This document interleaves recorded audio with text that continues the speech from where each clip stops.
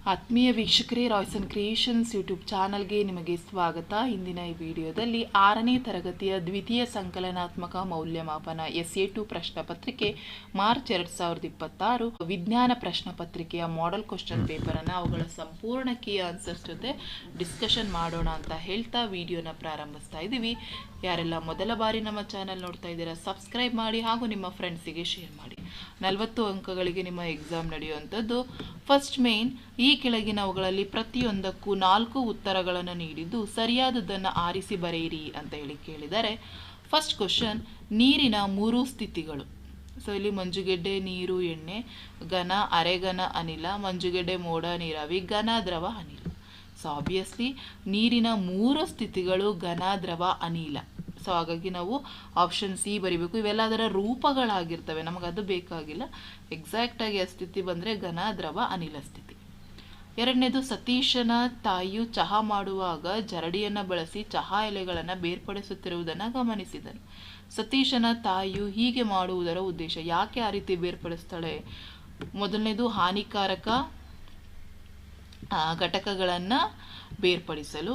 ಇನ್ನೊಂದು, 2 ಪ್ರತ್ಯೇಕ ಆದರೆ ಅದರ ಉಪಯುಕ್ತವಾದ ಘಟಕಗಳನ್ನು ಬೇರ್ಪಡಿಸಲು, ಉಪಯುಕ್ತವಲ್ಲದ ಘಟಕವನ್ನು ಬೇರ್ಪಡಿಸಲು, ವಿಷಪೂರಿತ ಘಟಕವನ್ನು ಬೇರ್ಪಡಿಸಲು.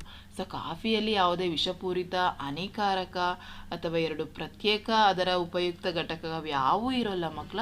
ಸೊ ಉಪಯುಕ್ತವಲ್ಲದಂತಹ ಘಟಕಗಳನ್ನು ಬೇರ್ಪಡಿಸಲು ಅಂದರೆ ಈ ಚಹಾದ ಎಲೆಗಳನ್ನು ಬೇರ್ಪಡಿಸಲು ನಾವು ಇದನ್ನು ಬಳಸಲಾಗ್ತದೆ. Option C is the right answer.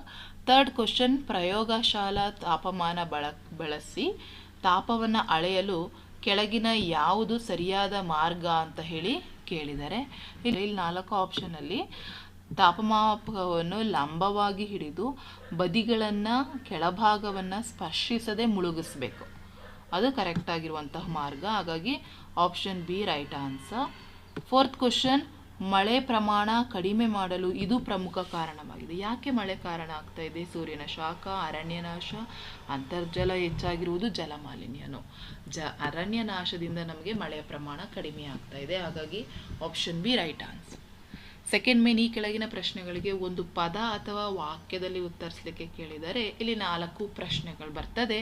5ನೆಯ ಪ್ರಶ್ನೆ, ತಾಪಮಾಪಕದಲ್ಲಿ ಸಾಮಾನ್ಯವಾಗಿ ಬಳಸುವ ದ್ರವ ಯಾವುದು ಅಂತ ಹೇಳಿ ಕೇಳಿದ್ದಾರೆ. ಸೊ ನಾವು ತಾಪಮಾಪಕದಲ್ಲಿ ಬಳಸುವಂತಹ ದ್ರವ ಯಾವುದಪ್ಪ? ಪಾದರಸ ಅಥವಾ ಆಲ್ಕೋಹಾಲ್ ಆಗಿರ್ತದೆ. ಹಾಗಾಗಿ ಪಾದರಸ ಅಂತ ಹೇಳಿ ಬರೆದ್ರೆ 1 ಅಂಕ ಸಿಗ್ತದೆ.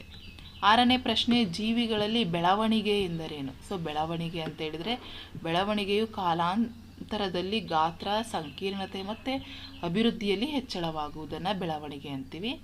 ಆರ್ದ್ರತೆ ಎಂದರೇನು ಅಂತ ಕೇಳಿದ್ದಾರೆ. ಸೊ ಆರ್ದ್ರತೆ ಅಥವಾ ಹ್ಯುಮಿಡಿಟಿ ಅಂತೀವಿ. ಗಾಳಿಯಲ್ಲಿನ ನೀರಾವಿಯ ಪ್ರಮಾಣವನ್ನು ಆರ್ದ್ರತೆ ಅಂತೀವಿ, ಅಥವಾ ವಾತಾವರಣದಲ್ಲಿನ ನೀರಿನ ಅಂಶವನ್ನೇ ಆರ್ದ್ರತೆ ಅಥವಾ ಹ್ಯುಮಿಡಿಟಿ ಅಂತ ಹೇಳಿ ಕರೆಯೋದು.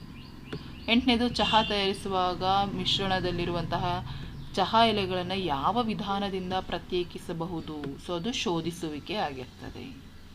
ಸೊ ಇದಿಷ್ಟು 1 word answers, question answers. Next, ಖಾಲಿ ಬಿಟ್ಟಿರುವ ಜಾಗಗಳಲ್ಲಿ ಸರಿಯಾದ ಉತ್ತರಗಳಿಂದ ಭರ್ತಿ ಮಾಡಿ ಅಂತ ಕೇಳಿದರೆ, 9ನೆಯ ಪ್ರಶ್ನೆ, ಸೂರ್ಯ, ನೀರು ಮತ್ತು ಜೀವಿಗಳ ಕ್ರಿಯೆಗಳಿಂದ ದೀರ್ಘಾವಧಿಯಲ್ಲಿ ಬಂಡೆಗಳು ವಿಘಟನೆ ಹೊಂದಿ ಉಂಟಾಗುವಂತಹ ಸಂಪನ್ಮೂಲ ಯಾವುದು ಅಂತ ಕೇಳಿದರೆ ಅದು ಮಣ್ಣಾಗಿರ್ತದೆ ಮಕ್ಕಳ. ನೆಕ್ಸ್ಟ್, ಭೂಮಿಯ ಏಕೈಕ ನೈಸರ್ಗಿಕ ಉಪಗ್ರಹ ಚಂದ್ರ ಆಗಿರ್ತಾರೆ. ನೆಕ್ಸ್ಟ್, ಜೀವಿಗಳಿಗೆ ಅವುಗಳ ಬೆಳವಣಿಗೆ ಮತ್ತು ಅಭಿವೃದ್ಧಿಗೆ ಡ್ಯಾಶ್ ಅಗತ್ಯವಿದೆ ಕೇಳಿದರೆ ಪೋಷಣೆ ಅಗತ್ಯ ಇದೆ. 12ನೇದು, ನಮ್ಮ ಸೌರವ್ಯೂಹವು ಡ್ಯಾಶ್ ಗ್ಯಾಲಕ್ಸಿಯ ಭಾಗವಾಗಿದೆ. ಅದು ಹಾಲು ಹಾದಿ ಅಥವಾ ಹಾಲು ಹಾದಿ ಅಂತ ಹೇಳಿ ಅಥವಾ ಮಿಲ್ಕಿ ವೇ ಅಂತ ಹೇಳಿ ಬರೆದ್ರೆ 1 ಅಂಕಗಳು ಸಿಗ್ತದೆ. ನೆಕ್ಸ್ಟ್, ಫೋರ್ತ್ ಮೇನ್, ಕೆಳಗಿನ ಪ್ರಶ್ನೆಗಳಿಗೆ 2-3 ವಾಕ್ಯಗಳಲ್ಲಿ ಉತ್ತರಿಸಲಿಕ್ಕೆ ಕೇಳಿದರೆ, 13ನೇ ಪ್ರಶ್ನೆ, ಎಷ್ಟು ರೀತಿಯ ತಾಪಮಾಪಕಗಳಿವೆ? ಅವುಗಳ ಹೆಸರನ್ನು ತಿಳಿಸಿ. ಸೊ 2 ವಿಧಗಳಿವೆ, ಒಂದು ವೈದ್ಯಕೀಯ ತಾಪಮಾಪಕ, ಇನ್ನೊಂದು ಪ್ರಯೋಗಶಾಲಾ ತಾಪಮಾಪಕ. 14ನೇ ಪ್ರಶ್ನೆ, ಹೆಚ್ಚು ಗಾಳಿ ಇರುವ ದಿನ ಬಟ್ಟೆಗಳು ಬೇಗ ಒಣಗುತ್ತವೆ, ಕಾರಣವೇನು? ಯಾಕೆಂತ ಹೇಳಿದರೆ ಗಾಳಿಯು ಜೋರಾಗಿ ಬೀಸುವುದರಿಂದ ಆವಿಕರಣ ದರ ಹೆಚ್ಚಾಗ್ತದೆ, ಅದರಿಂದ ಬಟ್ಟೆಗಳು ಬೇಗ ಒಣಗ್ತದೆ. 15ನೇದು, ಆವಿಕರಣ ಎಂದರೇನು? ಒಂದು ಉದಾಹರಣೆ ಕೊಡಿ.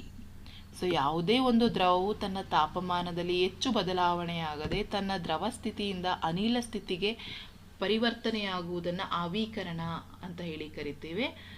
ನೀರು ಆವಿಯಾಗುವುದು ಇದಕ್ಕೆ ಒಂದು ಉದಾಹರಣೆಯಾಗಿರ್ತದೆ. ನೆಕ್ಸ್ಟ್, ತೋರುವಿಕೆ ಎಂದರೇನು ಎಂಬುದನ್ನು ಉದಾಹರಣೆಯೊಂದಿಗೆ ನಿರೂಪಿಸಿ ಅಂತ ಕೇಳಿದ್ದಾರೆ. ಸೊ ತೋರುವಿಕೆ ಎನ್ನುವುದು ಗಾಳಿಯಿಂದ ಅಥವಾ ಗಾಳಿಯನ್ನು ಬೀಸುವ ಮೂಲಕ ಮಿಶ್ರಣದ ಹಗುರವಾದ ಘಟಕಗಳಿಂದ ಭಾರವಾದಂತಹ ಘಟಕಗಳನ್ನು ಬೇರ್ಪಡಿಸುವ ಪ್ರಕ್ರಿಯೆ ಆಗಿರ್ತದೆ. ಸೊ ಭಾರವಾದ ಧಾನ್ಯಗಳಿಂದ ಹೊಟ್ಟಿನಂತಹ ಹಗುರವಾದಂತಹ ಕಲ್ಮಶಗಳನ್ನು ಬೇರ್ಪಡಿಸುವುದಕ್ಕೆ ಸಾಮಾನ್ಯವಾಗಿ ರೈತರು ಇದನ್ನು ಬಳಸ್ತಾರೆ. ವಿನ್ನೋವಿಂಗ್ ಅಂತ ಹೇಳಿ ಕರಿತೀವಿ. ನೆಕ್ಸ್ಟ್, ಜೀವಿಗಳ 4 ಲಕ್ಷಣಗಳನ್ನು ತಿಳಿಸಿ. ಸೊ ಜೀವಿಗಳು ಅಗತ್ಯ ಲಕ್ಷಣಗಳಲ್ಲಿ ಚಲನೆ, ಬೆಳವಣಿಗೆ, ಉಸಿರಾಟ, ಪೋಷಣೆ, ವಿಸರ್ಜನೆ, ಪ್ರಚೋದಕಗಳಿಗೆ ಪ್ರತಿಕ್ರಿಯೆ, ಸಂತಾನೋತ್ಪತ್ತಿ, ಜೀವಿತಾವಧಿ ಇವೆಲ್ಲವೂ ಸಹ ಜೀವಿಗಳು ಅಂತ ಹೇಳಲಿಕ್ಕೆ ಅವುಗಳ ಲಕ್ಷಣಗಳಾಗಿವೆ. 18ನೇದು, ನೀರನ್ನು ಯಾವ ಕೆಲಸಗಳಿಗೆ ಬಳಸುತ್ತೇವೆ ಎಂದು ತಿಳಿಸಿ. ಸೊ ಆಬ್ವಿಯಸ್ಲಿ ನೀರನ್ನು ಎಲ್ಲ ಕಡೆ ಬಳಸ್ತೀವಿ. ನಾವು ಬಳಸೋಂಥ ಪ್ರತಿನಿತ್ಯ ಕುಡಿಯಲು, ಗೃಹ ಬಳಕೆಗೆ, ವ್ಯವಸಾಯಕ್ಕೆ, ಕೈಗಾರಿಕೆಗೆ, ಜಲವಿದ್ಯುತ್ ಉತ್ಪಾದನೆಗೆ, ಈ ರೀತಿ ಪ್ರತಿಯೊಂದು ಕ್ಷೇತ್ರಗಳಲ್ಲೂ ನಾವು ನೀರನ್ನು ಬಳಸಲಾಗ್ತದೆ. 19ನೇದು, ಭೂಮಿಯ ಮೇಲಿನ ನೀರು ಕಲುಷಿತಗೊಳ್ಳಲು ಪ್ರಮುಖ 4 ಕಾರಣಗಳನ್ನು ಕೊಡಿ.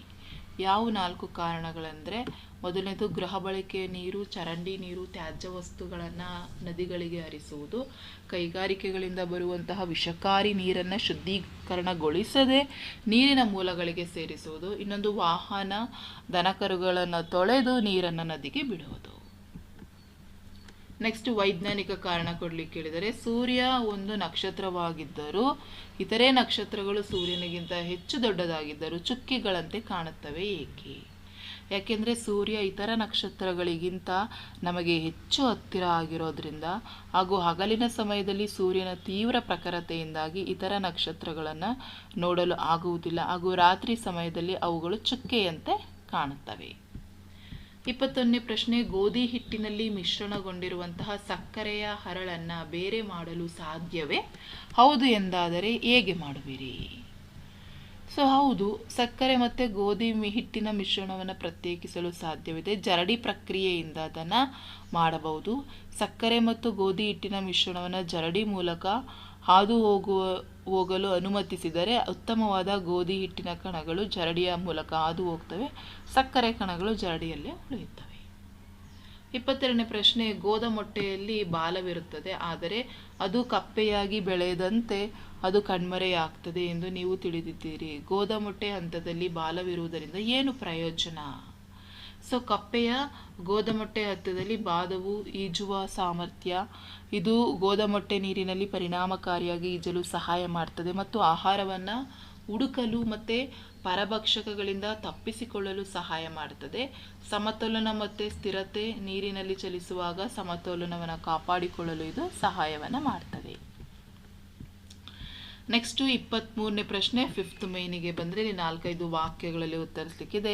ವೈದ್ಯಕೀಯ ತಾಪಮಾಪಕ ಮತ್ತು ಪ್ರಯೋಗಶಾಲಾ ತಾಪಮಾಪಕದ ನಡುವಿನ ವ್ಯತ್ಯಾಸವನ್ನು ಕೇಳಿದ್ದಾರೆ ಮಕ್ಕಳ. ಸೊ ಈ ರೀತಿ ಬರ್ತ್ಕೊಳ್ಳೋಣ. ಫಸ್ಟು ವೈದ್ಯಕೀಯ ತಾಪಮಾಪಕ, ಇದನ್ನು ಮಾನವನ ದೇಹದ ತಾಪವನ್ನು ಅಳೆಯಲು ಬಳಸಲಾಗ್ತದೆ. ಇದರ ವ್ಯಾಪ್ತಿ 35 ಡಿಗ್ರಿಯಿಂದ 42 ಡಿಗ್ರಿಯವರೆಗೆ ಇರ್ತದೆ. ಇದು ಕಿಂಕ್ ಎಂಬ ಸಣ್ಣ ಬಾಗುವಿಕೆಯಿಂದ ಹೊಂದಿದೆ. ಪ್ರಯೋಗಶಾಲಾ ತಾಪಮಾಪಕಕ್ಕೆ ಬಂದರೆ ಇದನ್ನು ನೀರು ಮತ್ತು ಇತರ ವಸ್ತುಗಳ ತಾಪವನ್ನು ಅಳೆಯಲು ಬಳಸಲಾಗ್ತದೆ. ಇದರ ವ್ಯಾಪ್ತಿ ಸಾಮಾನ್ಯವಾಗಿ 10 ಡಿಗ್ರಿ ಸೆಲ್ಸಿಯಸ್ನಿಂದ 110 ಡಿಗ್ರಿವರೆಗೆ ಇರ್ತದೆ. ಇದು ಸಂಕುಚನವನ್ನು ಹೊಂದಿರೋದಿಲ್ಲ. ಸೊ ಪಾದರಸವನ್ನು ತ್ವರಿತವಾಗಿ ಬೀಳದಂತೆ ತಡೆಯುತ್ತದೆ ಇದರಲ್ಲಿ ವೈದ್ಯಕೀಯ ತಾಪಮಾಪಕದಲ್ಲಿ. ನೆಕ್ಸ್ಟ್, ಸೌರವ್ಯೂಹದ ಅಂದವಾದ ಚಿತ್ರವನ್ನು ಬರೆದು ಕೆಳಕಂಡಂತಹ ಭಾಗಗಳನ್ನು ಗುರುತಿಸಲಿಕ್ಕೆ ಕೇಳಿದರೆ. ಸೌರವ್ಯೂಹದ ಅತ್ಯಂತ ಚಿಕ್ಕ ಗ್ರಹ, ಸೂರ್ಯನಿಗೆ ಅತಿ ದೂರದಲ್ಲಿರುವ ಗ್ರಹ, ನೀಲಿ ಗ್ರಹ, ಕೆಂಪು ಗ್ರಹ. ಸೊ ಫಸ್ಟು ಚಿತ್ರವನ್ನು ಬರೆದು ಪ್ರಾಕ್ಟೀಸ್ ಮಾಡ್ಕೊಳ್ಳಿ. ಅತ್ಯಂತ ಚಿಕ್ಕ ಗ್ರಹ ಯಾವುದು ಅಂತ ಕೇಳಿದರೆ ಸೂರ್ಯನ ಅತ್ಯಂತ ಚಿಕ್ಕ ಗ್ರಹ ಬುಧ ಗ್ರಹ ಆಗಿದೆ ಮಕ್ಕಳ. ನೆಕ್ಸ್ಟ್ 2ನೇ ಕ್ವಶನ್, ನೀಲಿ ಗ್ರಹ ಅಂತ ಕೇಳಿದರೆ ನೀಲಿ ಗ್ರಹ ಭೂಮಿ ಆಗಿದೆ. ನೆಕ್ಸ್ಟ್, ಸೂರ್ಯನಿಗೆ ಅತಿ ದೂರದಲ್ಲಿರುವ ಗ್ರಹ ನೆಪ್ಚೂನ್. ನೆಕ್ಸ್ಟ್, ಕೆಂಪು ಗ್ರಹ ಮಂಗಳ. ಸೊ ಸೊ ಫಸ್ಟು ಇವುಗಳನ್ನು ನೀವು ಸರಿಯಾಗಿ ಗುರುತಿಸಿ ಹೆಸರಿಸಿದರೆ ಪ್ರತಿಯೊಂದಕ್ಕೂ ಅರ್ಧ ಅಂಕ ಸಿಗುತ್ತೆ. ಫಸ್ಟ್ ಇವನ್ನ ಯಾಕೆಂದರೆ ಅವರೇ ಮೆನ್ಷನ್ ಮಾಡಿರೋದ್ರಿಂದ ಇದಿಷ್ಟನ್ನು ನೀವು ಫಸ್ಟ್ ಇದು ಮಾಡಬೇಕು. ಫಸ್ಟ್ ಸೂರ್ಯ ನಿಮಗೆ ಗೊತ್ತಿದೆ, ಸೌರಮಂಡಲದ ಚಿತ್ರ, ಅದಷ್ಟನ್ನು ನೀವು ಪ್ರಾಕ್ಟೀಸ್ ಮಾಡ್ಕೊಳ್ಳಿ. ಸೊ ಇದಿಷ್ಟು ನಿಮಗೆ model question paper key answers ಆಗಿತ್ತು ಮಕ್ಕಳೇ. ಇದು ಬಹಳ ಯೂಸ್ಫುಲ್ ಆಗ್ತದೆ ಅಂತ ಹೇಳ್ತಾ ವಿಡಿಯೋನ ಎಂಡ್ ಮಾಡ್ತಾ ಇದ್ದೀವಿ. Thank you.